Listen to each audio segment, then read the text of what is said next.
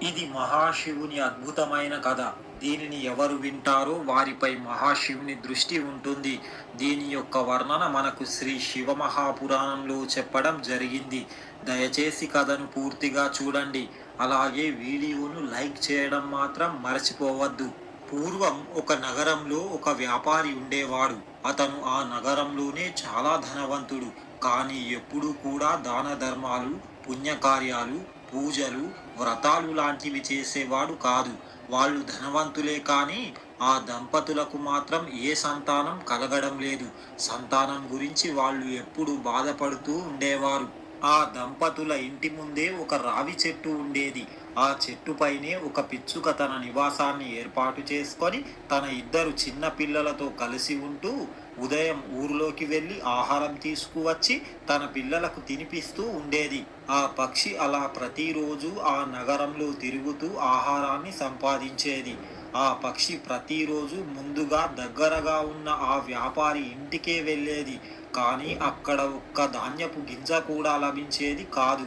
అప్పుడు ఆ పక్షి తన మనస్సులో ఇలా ఆలోచిస్తుంది: ఈ నగరంలో ఈ వ్యాపారిదే చాలా పెద్ద ఇల్లు, చాలా ధనవంతుడు. కానీ ఇతను ఎవ్వరికీ దానం ఇవ్వడు. ఎవరైనా భిక్షువు ఇంటి ముందుకు వస్తే భిక్ష కూడా పెట్టడు. ధర్మపరమైన పనులు ఏవి చెయ్యడు. ఏ పూజలు చెయ్యడు. ఏ గుడికి వెళ్ళడు. ఎవ్వరికి సహాయం చెయ్యడు. కనీసం మాలాంటి పక్షులకు కొద్దిగా ధాన్యం కూడా వెయ్యడు. ఈ వ్యాపారి చాలా పిసినారి అని అనుకుంటుంది. ఒకరోజు ఆ పక్షి తన గూడు నుండి బయటకు వచ్చి ఆ వ్యాపారి ఇంటి మీద కూర్చుంటుంది. అదే సమయంలో ఆ వ్యాపారి దంపతులు ఇలా మాట్లాడుకుంటున్నారు. అప్పుడు ఆ వ్యాపారి భార్య వ్యాపారితో ఇలా అంటుంది: చూడండి, మన వద్ద చాలా ధనముంది. ఈ నగరం మొత్తంలో మనమే ధనవంతులం. మన వద్ద ధనం, బంగారం, ఆహారం వీటి గురించిన చింత ఏమాత్రం లేదు. కానీ మనం ఈ ధనాన్ని ఏం చేసుకుంటాం? మనకు ఏ సంతానమే లేదు. మన తరువాత మన వంశానికి వారసుడే లేడు. మన తరువాత ఈ ధనాన్ని, ఆస్తిని ఎవరు అనుభవిస్తారు అని అంటుంది. అప్పుడు ఆ వ్యాపారి: ఇందులో నా తప్పేముంది? మన తలరాతనే ఇలా ఉంది.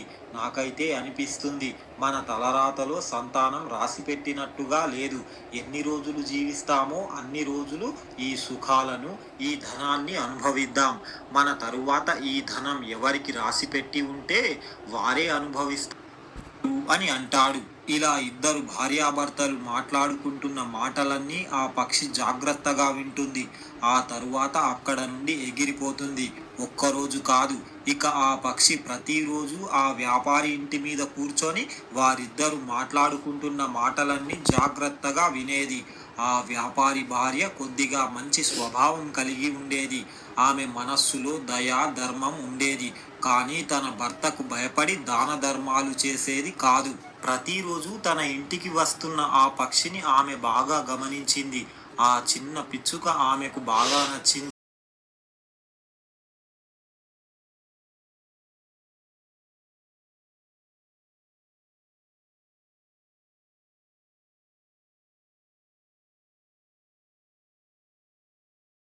ఆమె ప్రతిరోజు వ్యాపారికి తెలియకుండా దొంగతనాన ఆ పక్షికి రుచికరమైన పండ్లు, ధాన్యం వేయడం మొదలుపెట్టింది. ఇలా చాలా రోజులు గడిచిపోయాయి. ఆ పిచ్చుకకు ఆ వ్యాపారి భార్యకు మంచి స్నేహం ఏర్పడింది. అప్పుడు ఆ పక్షి ఇలా ఆలోచిస్తుంది: ఈ వ్యాపారి భార్య చాలా మంచి హృదయం కలిగినది.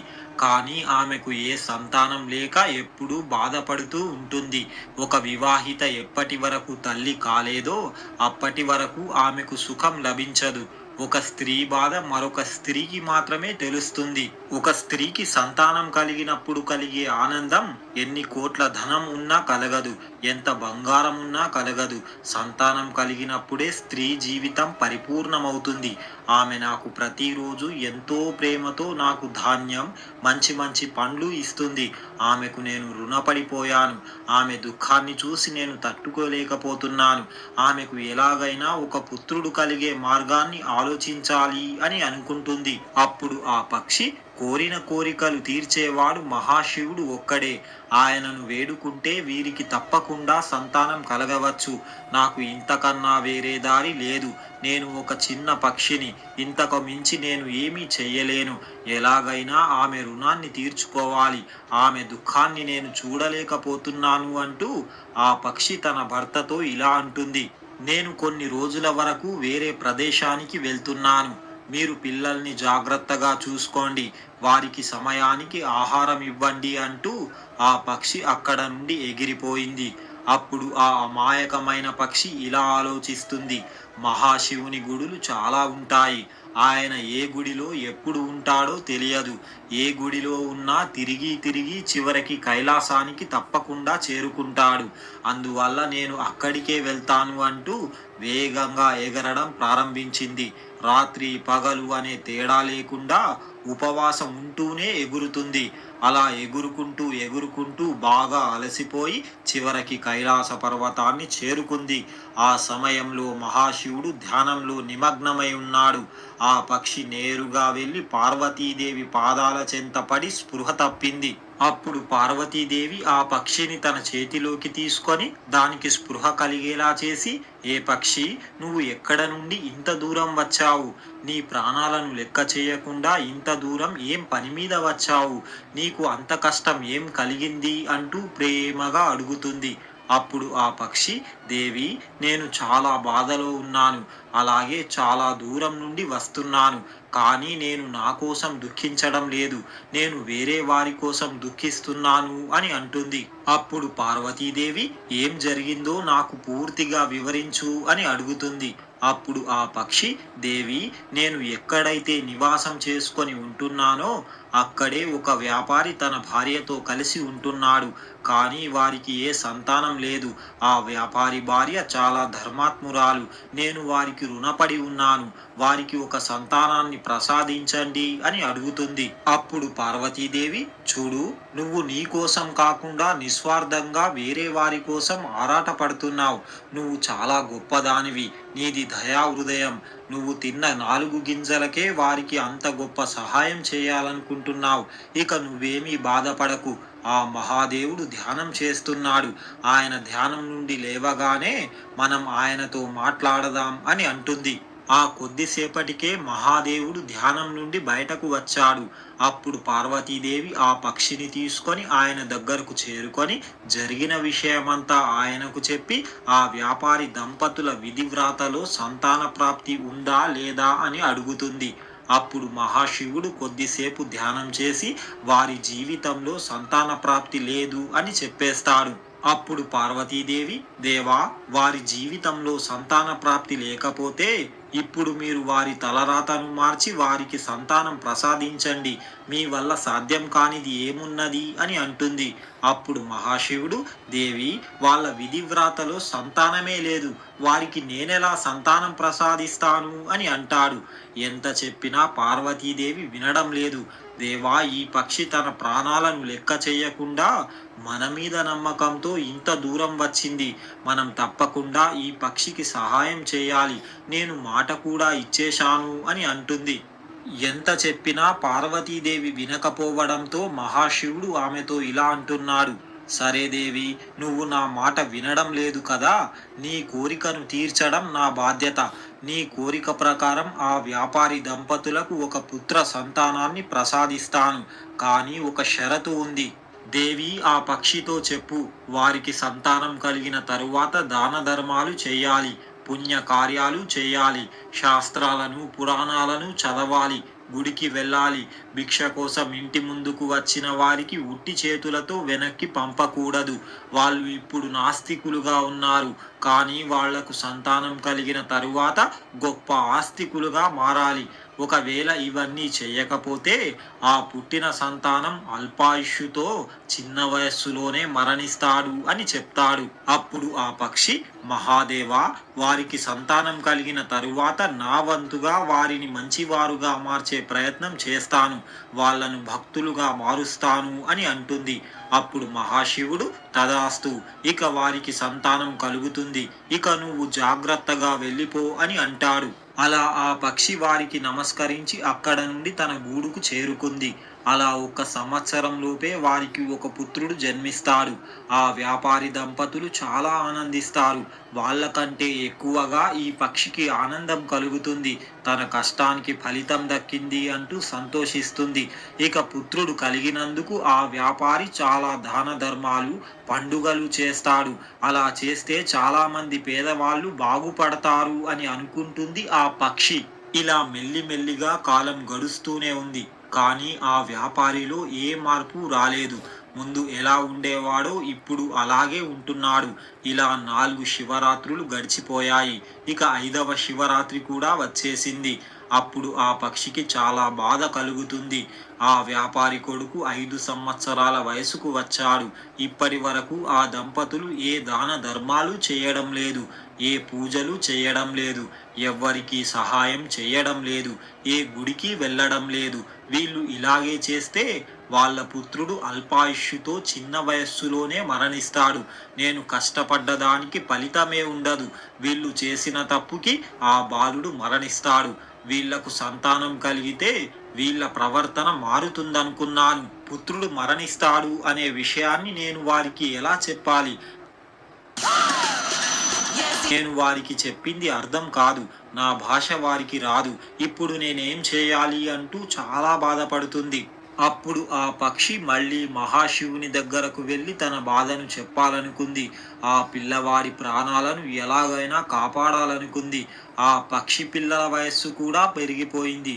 అప్పుడు ఆ పక్షి తన పిల్లలతో, చూడండి, నేను కొన్ని రోజులు బయటకు వెళ్తున్నాను. మీరు జాగ్రత్తగా ఉండండి అని చెప్పి అక్కడ నుండి ఎగిరిపోయింది. ఆ పక్షి వేగంగా ఎగురుకుంటూ 2 రోజులకు కైలాస పర్వతాన్ని చేరుకుంది. నేరుగా పార్వతీదేవి పాదాల వద్ద పడిపోయింది.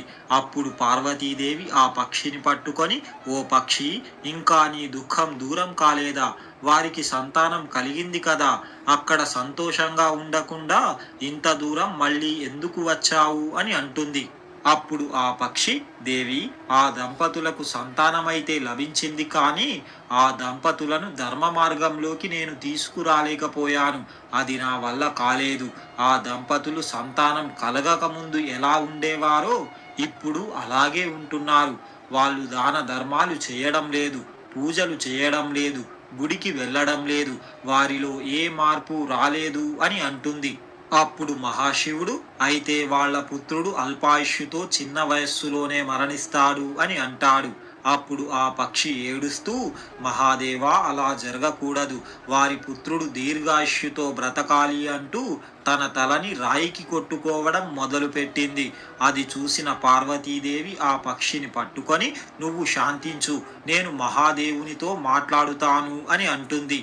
అప్పుడు పార్వతీదేవి మహాశివునితో ఇలా అంటుంది, దేవా, ఆ పక్షి ఆవేదనను ఒక్కసారి చూడండి.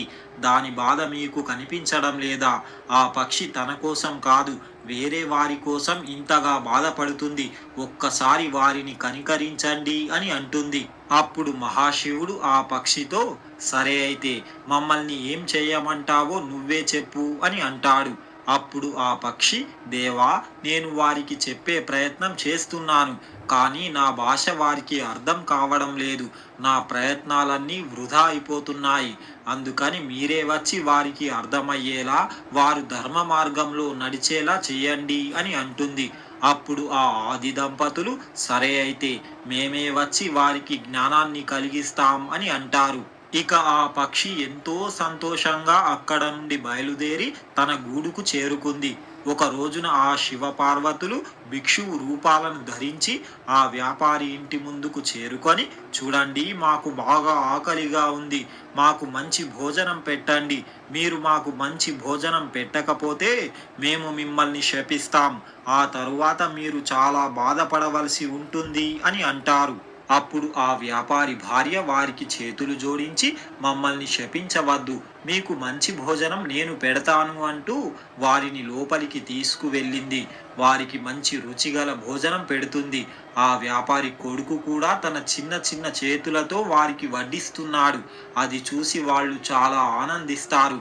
ఎంతైనా మహాదేవుడు ఇచ్చిన ప్రసాదం కదా, అందుకే అంత అందంగా ధార్మికంగా ఉన్నాడు అని పార్వతీదేవి తన మనస్సులోనే మురిసిపోతుంది. ఇక వాళ్ళు భోజనం చేసి లేచి వెళ్తున్న సమయంలో ఆ వ్యాపారి దంపతులు చేతులు జోడించి, మహాత్మా, మా మర్యాదలు బాగున్నాయా, మీకు తృప్తిని కలిగించాయా, ఏమైనా తప్పులు చేసి ఉంటే మమ్మల్ని క్షమించండి అంటూ వేడుకున్నారు. అప్పుడు మహాశివుడు వారితో ఇలా అంటున్నాడు, నేను చెప్పేది జాగ్రత్తగా వినండి.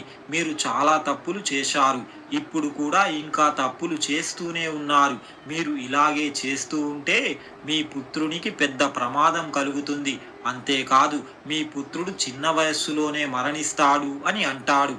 అప్పుడు ఆ వ్యాపారి దంపతులు సాధువు వేషంలో ఉన్న ఆది దంపతుల పాదాలపై పడి, మహాత్మా, అలా జరగకూడదు. మాకు లేక లేక కలిగిన సంతానం, అతనికి ఏమైనా జరిగితే మేం జీవించి కూడా వ్యర్థమే. మీరే ఏదైనా మార్గాన్ని చూపించండి అంటూ వేడుకుంటున్నారు. అప్పుడు మహాశివుడు, దానికి ఒక్కటే మార్గముంది. ఈ రోజు నుండి మీ ద్వారం ముందుకు వచ్చి ఎవరైనా భిక్ష అడిగితే వారిని ఉట్టి చేతులతో వెనకకు పంపకూడదు. ఇప్పటి నుండి మీరు దాన ధర్మాలు చేయండి. పేదవారి కోసం బావులు తవ్వించండి. పేదవారికి సహాయం చేయండి. పూజలు చేయండి. మహాశివరాత్రికి నిష్టగా ఉపవాసముండి మహాశివునికి పూజలు చేయండి. ఆ మహాశివుణ్ణి మనస్ఫూర్తిగా నమ్ముకోండి అని అంటాడు. అప్పుడు ఆ దంపతులు, మహాత్మా, ఇన్ని రోజులు అజ్ఞానంలో బ్రతికాము. కానీ ఇప్పుడు అన్ని పుణ్యకార్యాలు చేస్తూ భక్తి మార్గంలోనే నడుస్తాము. దాన ధర్మాలు చేస్తాము అని అంటారు. అప్పుడు మహాశివుడు, చూడండి, ఈరోజు మీ ఇంట్లో ఈ పిల్లవాడు ఉన్నాడు అంటే అది మీ అదృష్టం కాదు. మీ తలరాతలో సంతానమే లేదు. ఇదంతా ఒక పక్షి కష్టం. ఆ పక్షి వల్లే మీకు సంతానం లభించింది.